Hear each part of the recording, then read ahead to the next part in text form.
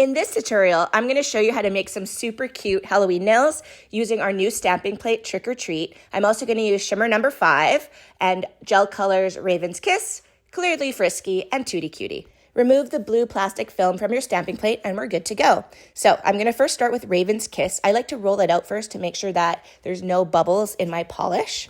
My nails are already prepped and I've also applied a coat of repair because I have naturally really dry, brittle nails. When applying gelmoment polish to my nails, I like to start in the center, then I like to build into the sides, minding the gap on either side of your nail, and then I like to cap the edge. What this does is it helps your polish last a little bit longer and prevents it from chipping. Once you're done and you're ready to cure your nail or nails, put the cap back on the polish because this LED light, some of the rays sometimes can come out of it and you don't want that to go into your bottle of polish.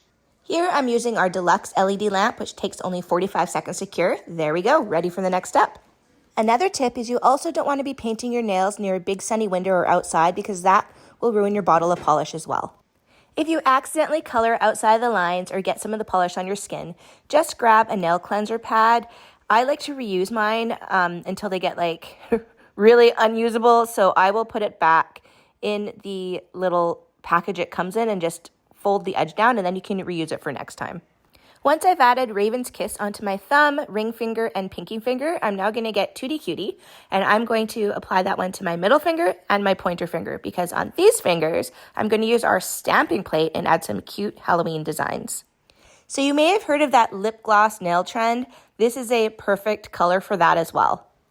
All right, time to put that one away because I'm ready to cure these nails. All right, ready for the next step.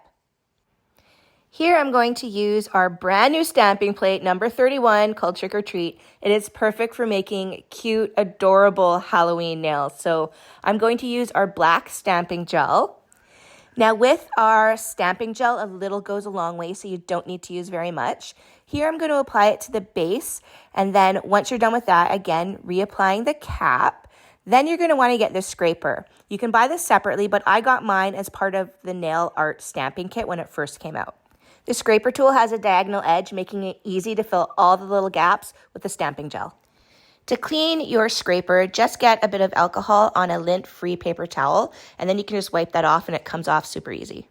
I also like to get a piece of lint-free paper towel with some alcohol and to clean up the edges near the stamping plate where the design is that I'm going to be stamping on. Don't worry if you don't get all of it. This is just to get the big globs if you have any on your plate. I'll show you what to do next. All right, so this is the stamper. It's got 2 ends, so I'm just going to use the small end for this. Take off the cap. Then what you want to do is you want to roll it onto your plate in like a wave or rolling motion slowly, and it will pick up your stamp. Look at that. Super clear, super awesome. Remember what I said, if you didn't get all the little bits or edges clear from your stamp, you'll want to get some box tape, and this is what I do. So I pull off a piece, and using it, I will look at my stamper and see there's some little black pieces that I missed there. I will use the tape to literally pick off the pieces, and you can also use this as a method to clear your stamper after you're done using it. You can actually see through the stamper, which is cool, so you know exactly where you want to place your design on your nail. You want to, in a similar fashion, use a rolling motion to kind of roll it onto your nail. Then move that aside, and you're ready to cure your nail. All right, check that out. Pretty awesome, isn't it? So this is how you clean your stamping plate. Once again, get a lint-free piece of paper towel, add some alcohol, a generous amount, and just gently wipe the plate clean. It'll come completely off.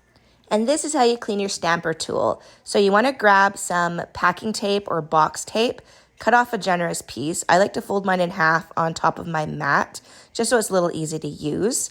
Or you can just lay it down and just stick your fingers on it so it doesn't move. Then roll the stamper out several times until your stamping tool is clean. If you smudge or mess up your design or you stick it in the wrong spot, you can easily use a nail cleansing pad to remove the design. Then you're ready to try again. There we go, that's better. Let's stamp another design. I'm going to use strawberry number 16 stamping gel on the vampire lips. Once again, I'm going to apply a thin layer of the stamping gel to the stamping plate. Return the lid to the tube, and then I'm going to grab the scraper and on a bit of an angle, slowly scrape up the design. Then I'm going to grab the stamping tool, and again in a wave-like motion, I'm going to slowly but firmly wave that design onto the stamper. All right, now I'm ready to apply this bad boy onto my nail. So I'm going to line it up. As you can see through the top of the stamper to see where you want to put it, and slowly roll it in a rolling motion onto your nail. And there we go. I think next time I'll use a bit of a darker color as a base, but it's still there. Next, I'm going to use the white stamping gel because I want to apply the spiderweb stamper onto my thumbs. So remembering that a little goes a long way, adding just a little bit of your stamping gel to your plate. Then you're ready to put the cap back on, then use the scraper to slowly scrape the design across the plate. All right, and for a third time, we're gonna pick up that design using the stamping tool. As you can see, I've gotten some of the white stamping gel a bit on the side. So again, I'm just gonna use some tape, and I'm gonna gently use the tape to pick up the excess that I don't wanna stamp onto my nail. Then I'm going to slowly roll it onto my nail, and oh my gosh, look at how clear and crisp that is. I love the look of like a light colored stamping gel on a dark colored nail, or vice versa. It stands out and looks awesome. So I could just be done here, but I need a bit of glitter, so I'm going to add Precious Flakes Venus. Because this can get a little bit messy, I like to use a postcard or a piece of paper to work on top of. Quickly tapping the top to make sure nothing is stuck to the top, and also like don't sneeze, don't breathe, don't do anything when you're using this. So for this, all you need to do is apply the brush applicator tool to the top, and it does like a magnetic charge, and the flakes will stick to the brush. Then you just dab it onto your nail where you want it. Now, if there's already a flake there, it won't stick. So it will only stick to pieces of your nail that don't already have the flakes attached. This is also something that you'll add after already curing your nails. Your nails don't need to be wet. In fact, make sure they're not wet, and make sure you cure them first before applying. Before I do anything, I'm putting the lid on. Don't sneeze, don't breathe, don't cough. And that looks really cute. I love how that looks. Okay, so next you want to get some Clearly Frisky. I have a dedicated Clearly Frisky just for my glitters because sometimes it will pick up just a teeny bit that I'll bring back into the polish, and I don't want to contaminate a good like perfectly clear. Then I'm going to apply this over top of the whole nail, including the nail where I applied the Precious Flakes. Then when you're done with that, you can cure and you're ready to go. Okay, I definitely need more glitter. So now I'm going to use shimmer number 5 Regent. Again, when you open this, tap the top, don't sneeze, don't breathe, and definitely don't cough. Now, I've already applied a clear coat of Clearly Frisky to my nail, and it is wet. I don't know what happened to that video. Sorry, guys. It's not in here for some reason. So apply the shimmer powder on top of a wet nail, and then just tap your nail. I like to put my fingernail over top and then tap my finger to try and get the excess back into the pod. Before you do anything else, close the pod. Trust me on this one, unless you want your house to look like a unicorn farted. All right, time to cure that nail. All right, there might be some extra shimmer powder stuck where you don't want it. Just use a paper towel and gently brush it off.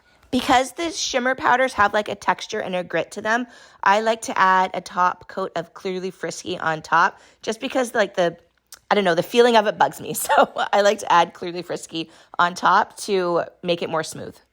All right, now time to cure that Clearly Frisky that I just added for one last time. I absolutely love how this turned out. Oh my gosh. Okay, so one more thing that I like to do at the very end is I like to add my favorite cuticle oil. I like to use Almond Quench. This helps prevent your nails from cracking, from splitting, and it treats your nail right at the base, right where your cuticles are, so that you have healthy, long, strong nails. There you go, a cute Halloween mani done at home.